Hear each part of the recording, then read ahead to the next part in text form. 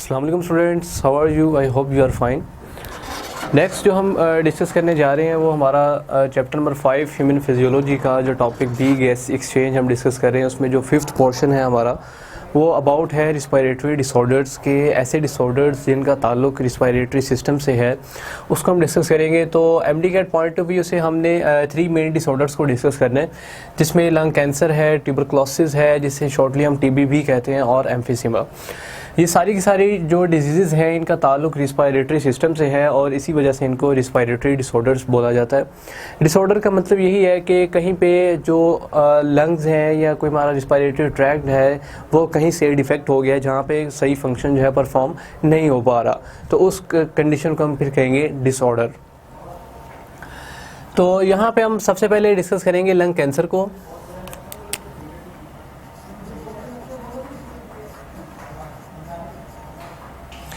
देखें, इसे डिस्कस करने से पहले आपको ये पता होना चाहिए कि जो कैंसर है वो है क्या। स्पेशली जो कैंसर है ये अनकंट्रोल्ड सेल डिवीजन होती है, जैसे कि आप जानते हैं, आपने एफएससी में भी पढ़ा होगा इसको। अब हम एमडी-कैट में दोबारा इसको रिपीट कर रहे हैं थोड़ा सा, कि जो कैंसर है वो अनकंट्रोल्ड सेल डिवीजन है।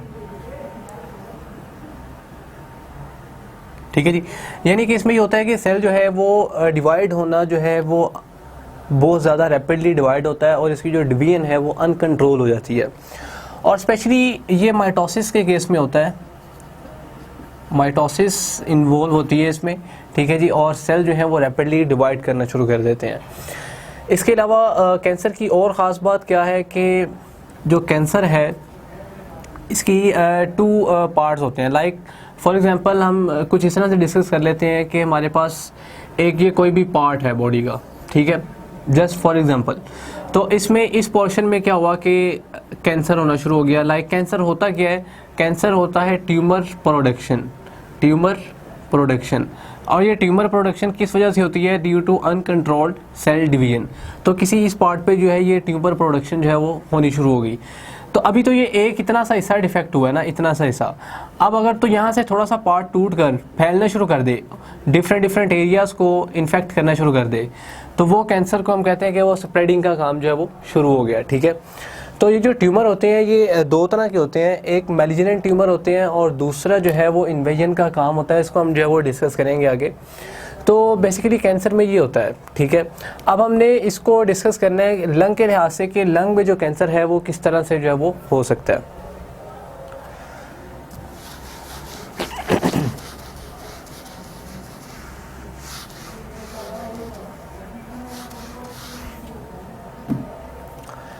अच्छा जी, अब हम बात करेंगे लंग कैंसर की। लंग कैंसर को डिस्कस करने से पहले हमें ये पता होना चाहिए कि it is related to lungs. हमें नाम से पता चल रहा है, रिलेटेड टू लंग्स। ठीक है जी, लंग्स के लिए हम जो है वो एक और भी वर्ड यूज़ करते हैं जिसे हम पल्मोनरी का वर्ड यूज़ करते हैं, पल्मोनरी। तो हम इसे पल्मोनरी कैंसर भी बोल सकते हैं। ठीक है जी, इसके अलावा अगर हम और डिस्कस करें इसके बारे में तो हम ये देखेंगे कि जो लंग कैंसर है इसका तो आपको पता चल गया कि due to uncontrolled cell division ही होगा। ठीक है, और इसमें जो सेल्स इन्वॉल्व होते हैं वो एपिथेलियल सेल्स इन्वॉल्व होते हैं लंग्स के। ठीक है, और साथ ही साथ इसके हम कुछ सिम्टम्स को डिस्कस करेंगे, कुछ इसके जो कॉजेज़ हैं उनको डिस्कस करेंगे। लाइक अगर हम इसके जो कॉजेज़ हैं उनको डिस्कस करें, इसके जो कॉजेज़ हैं, ठीक है जी, तो कॉजेज़ इसके बहुत से हैं। लाइक स्मोकिंग इसका मेन कॉज है। ठीक है जी, एज वेल एज जो हमारे पास एयर पॉल्यूशन है, एयर पॉल्यूशन। ठीक है जी, इसी के साथ साथ कुछ इरिटेंट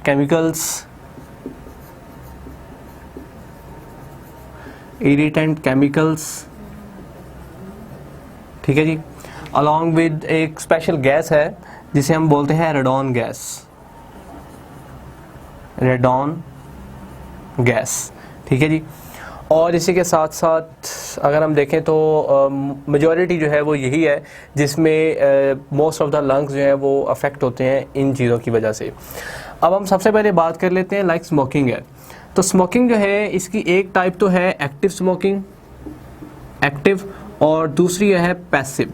ठीक है जी, एक्टिव स्मोकिंग तो उसको हम कंडीशन को बोलेंगे ना कि पर्सन जो है वो इटसेल्फ स्मोक कर रहा है, इटसेल्फ स्मोकिंग कर रहा है।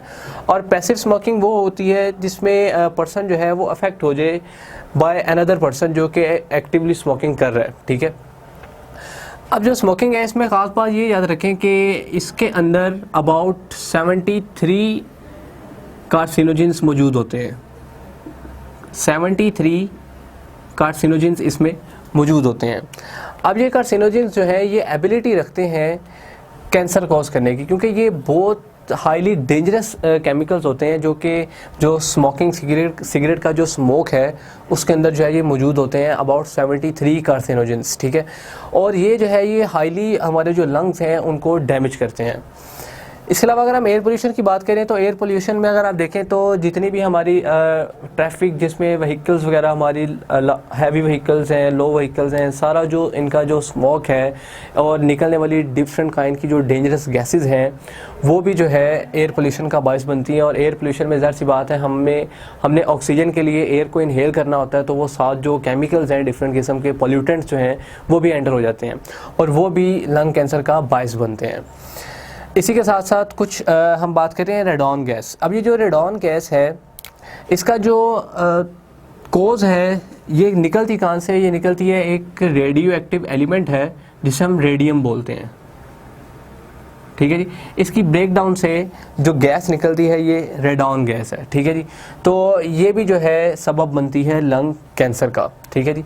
तो ये तो इसके हमने मेन कुछ इंपॉर्टेंट इसके जो कॉजेज़ थे उसको डिस्कस कर लिया, जिसमें स्मोकिंग है, एयर पोल्यूशन है, इरिटेंट केमिकल्स वगैरह, रेडॉन गैस, ठीक है, इनको हमने डिस्कस कर लिया।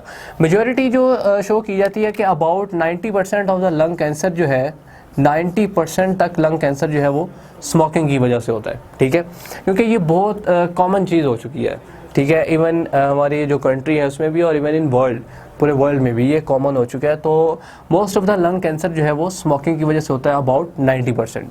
तो ये तो हमने इसके कॉजेज़ देख लिए कि इसके जो कॉजेज़ हैं वो क्या हैं।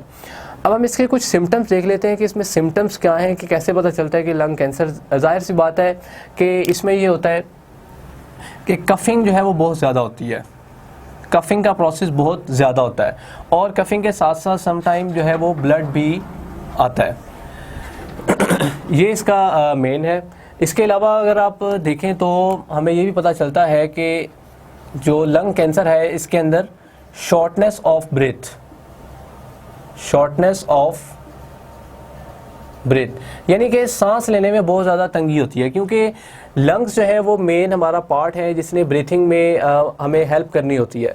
अदरवाइज़ अगर लंग्स ही डिफेक्ट हो जाएंगे, उसमें कोई डिफेक्ट आ जाएगा तो फिर जो ब्रीथिंग का प्रोसेस हमारा वो बहुत शॉर्ट हो जाएगा, हम सही तरह से सांस नहीं ले सकते। और इसके साथ साथ इसके बहुत से सिम्टम्स जो है वो निकलती हैं। मेन इसके सिम्टम्स जो है वो हमें ये शो होती हैं।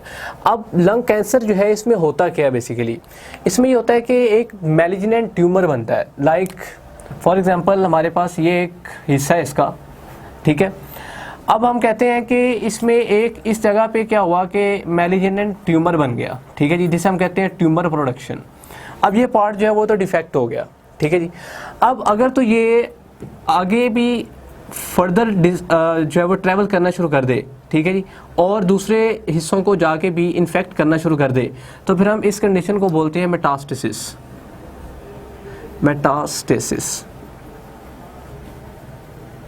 ठीक है जी।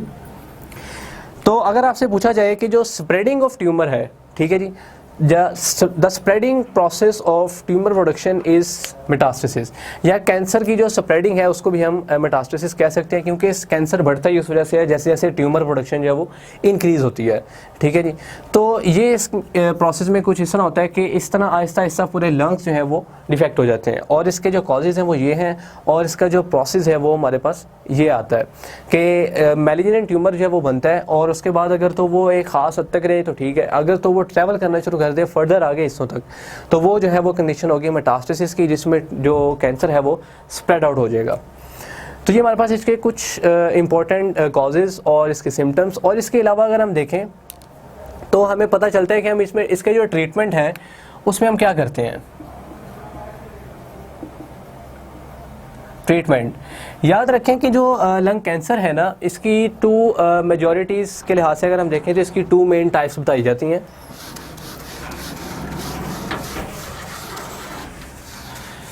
जैसे कि मेजॉरिटी के लिहाज से देखें तो इनिशियल स्टेज जो है वो उसकी प्राइमरी होती है, ठीक है जी।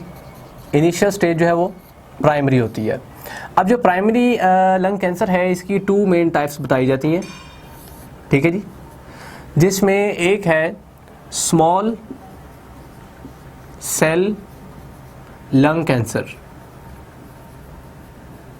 ठीक है जी, और दूसरी जो टाइप बताई जाती है वो है non small cell lung cancer, ठीक है जी।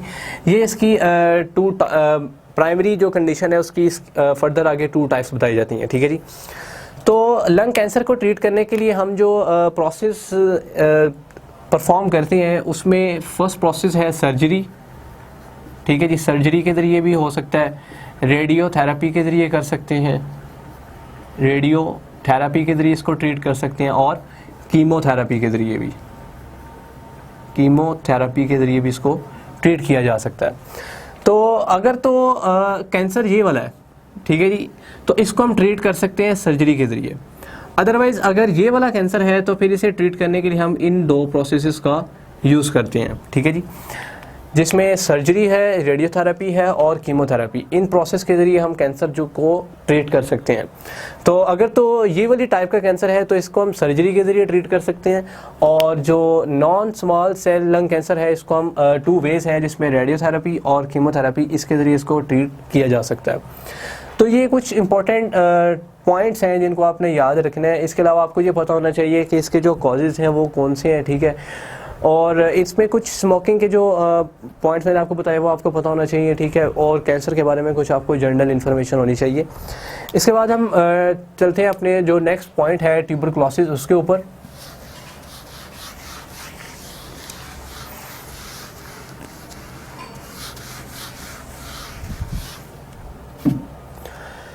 नेक्स्ट हमारी जो डिजीज़ है वो है अबाउट ट्यूबरक्लोसिस,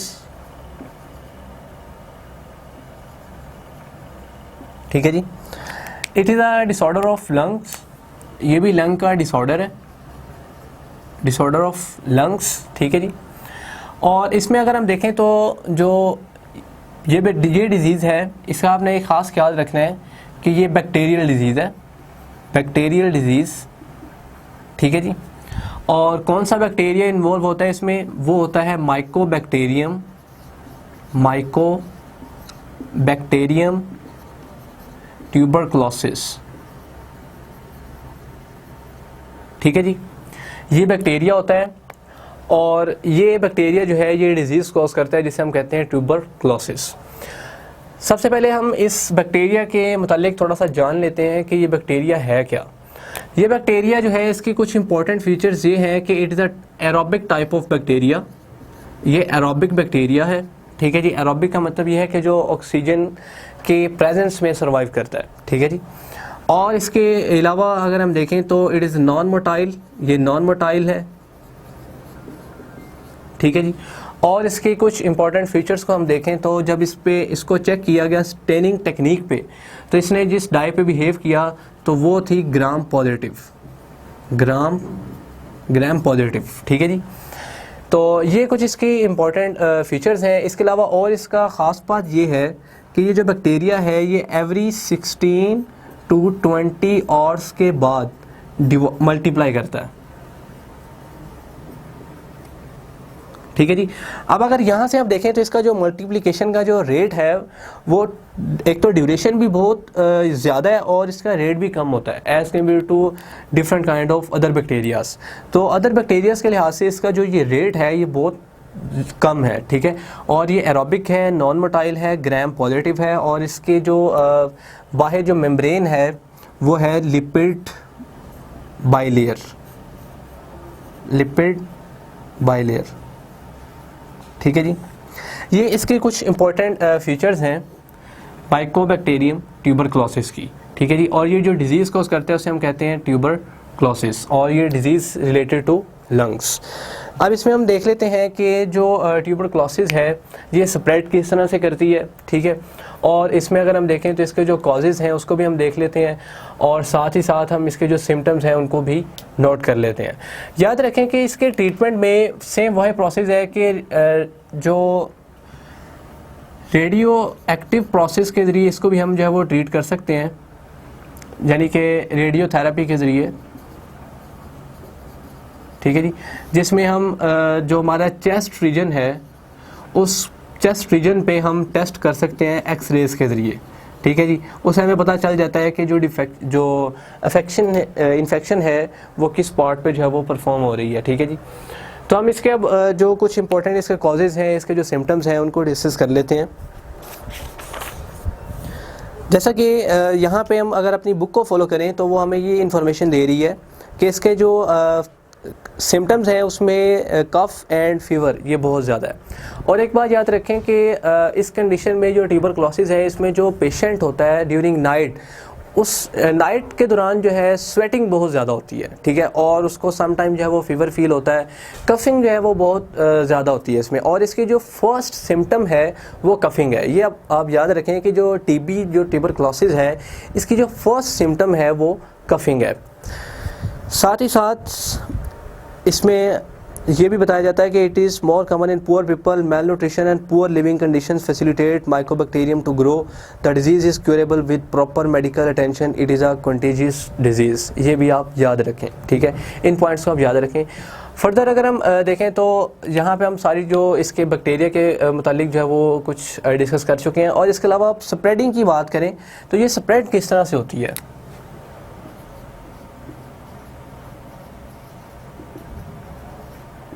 स्प्रेडिंग,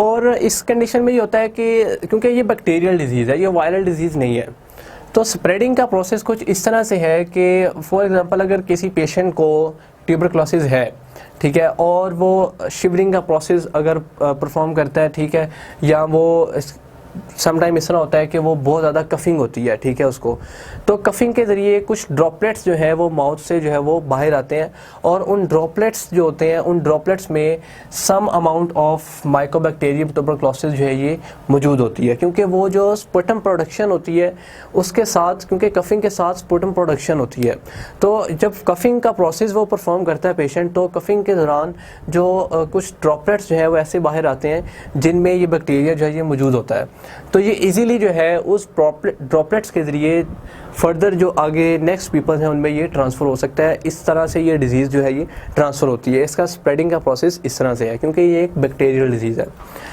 तो ये हमने इसके कुछ सिम्टम्स को भी डिस्कस कर लिया, और इसके जो स्प्रेडिंग का प्रोसेस है, इसके बैक्टीरिया जो है इसकी नेचर किस तरह की है और ये है क्या, इसको हमने डिस्कस कर लिया। अब हम नेक्स्ट देखेंगे एम्फीसीमा को।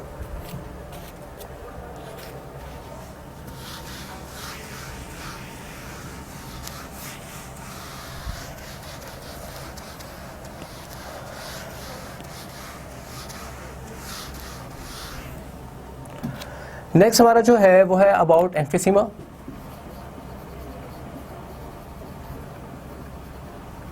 ठीक है जी।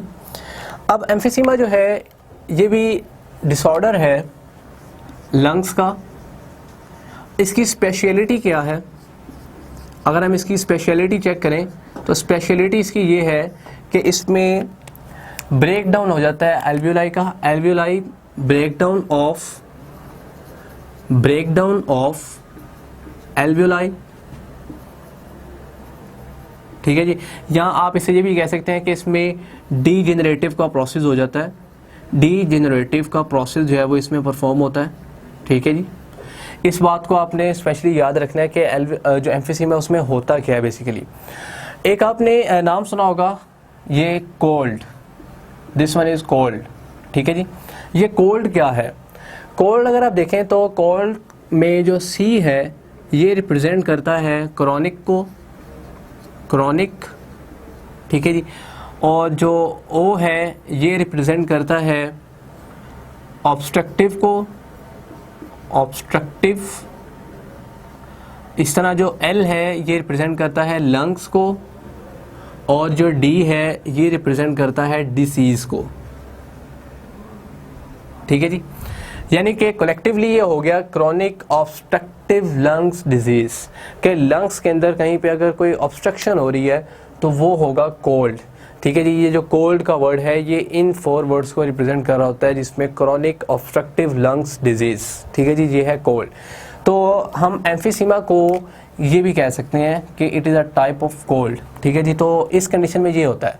और जो मेजॉरिटी है, अगर आप देखें तो मेन इसका जो प्रोसेस है इसमें होता क्या है, वो ये है कि ब्रेक डाउन हो जाती है एल्वियोलाई की।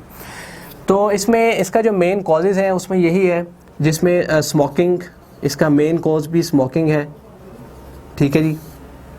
ऑलमोस्ट हमारी जितनी भी रिस्पिरेटरी डिसऑर्डर्स हैं उनका जो मेन कोज है वो स्मोकिंग ही है, ठीक है। और स्मोकिंग में भी सिगरेट स्मोकिंग, ठीक है। जैसे मैंने ऑलरेडी आपको बताया कि इसमें 73 नॉन कार्सिनोजेंस जो है वो मौजूद होते हैं। सम टाइम इसके 50 कार्सिनोजेंस भी बताए जाते हैं, पर एक्चुअल अमाउंट जो है वो 73 की बताई जाती है। तो 73 नॉन कार्सिनोजेंस जो है वो सिगरेट स्मोकिंग में मौजूद होते हैं, जो कि हाईली डेंजरस हैं। तो ये इसमें होता है कि जो एल्वियोलाई हैं उनकी ब्रेक डाउन हो जाती है। अच्छा, अब जो एल्वियोलाई हैं इनकी जब ब्रेक डाउन हो जाती है तो इससे होता क्या है, इससे दो तरह के काम होते हैं। या तो ये होता है कि जो एल्वियोलाई की ब्रेक डाउन होने से जो स्मॉलर एल्वियोलाई हैं वो कंबाइन करती हैं और उनसे एक लार्जर एल्वियोलाई बन जाती है, ठीक है जी।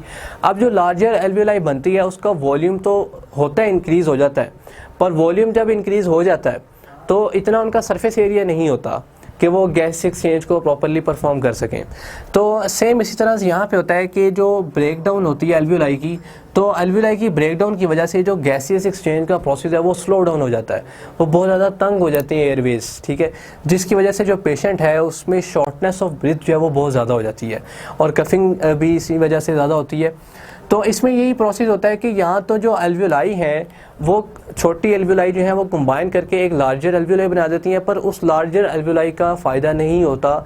उसकी वजह क्या है कि जब वो लार्जर एल्वियोलाई बनती है तो उसके बनने से उसका जो वॉल्यूम है वो तो बढ़ जाता है, पर उसके जो सरफेस एरिया होता है गैस एक्सचेंज का वो कम हो जाता है, जिसकी वजह से जो गैस एक्सचेंज का प्रोसेस है वो ह्यूमन बीइंग में वो बहुत ज़्यादा तंग हो जाता है, एयरवेज शॉर्ट हो जाती हैं।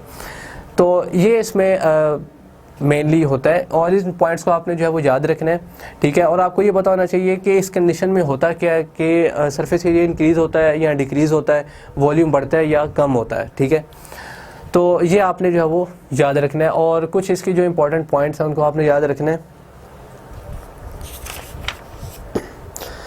जैसे कि इधर भी हमें बताया गया है कि जो the irritant substances of smoke generally cause smokers cough and coughing burst some of the weakened alveoli. तो इस ना जो लास्ट पॉइंट है अगर हम इसको देखें तो the person suffering from emphysema can not oxygenate his blood properly and least exertion makes him breathless and exhausted. वही बात है कि ज़ाहिर सी बात है कि जब एल्वियोलाई जो है उनकी ब्रेक डाउन हो गई है, उनकी जो डिस्ट्रक्शन हो गई है, जिसकी वजह से ऑक्सीजन प्रॉपरली जो ब्लड में डिज़ोल्व नहीं हो पा रही, तो ज़ाहिर सी बात है जब ब्लड सर्कुलेट करेगा तो उसमें ऑक्सीजन मौजूद नहीं होगी और वो डिफरेंट टिश्यूज़ तक नहीं पहुँच पाएगी, जिससे डिफरेंट टिश्यूज़ जो हैं वो भी अफेक्ट होंगे। Emphysema produces increased airways resistance because the bronchioles are obstructed as a result of inflammation। ये सारी जो है वो बातें जो है वो डिस्कस कर चुके हैं। तो ये कुछ इंपॉर्टेंट पॉइंट्स हैं जिनको आपने याद रखना है, जिसमें लंग कैंसर है, ट्यूबरकुलोसिस और एम्फीसीमा, इनको हमने छोटी सी कुछ इन्फॉर्मेशन भी मैंने आपको इनके मुतालिक दे दी। तो ये सारे पॉइंट्स को आप याद रखिए और इंशाल्लाह ये आपका टॉपिक जो है वो क्लियर हो जाएगा। Okay, thanks.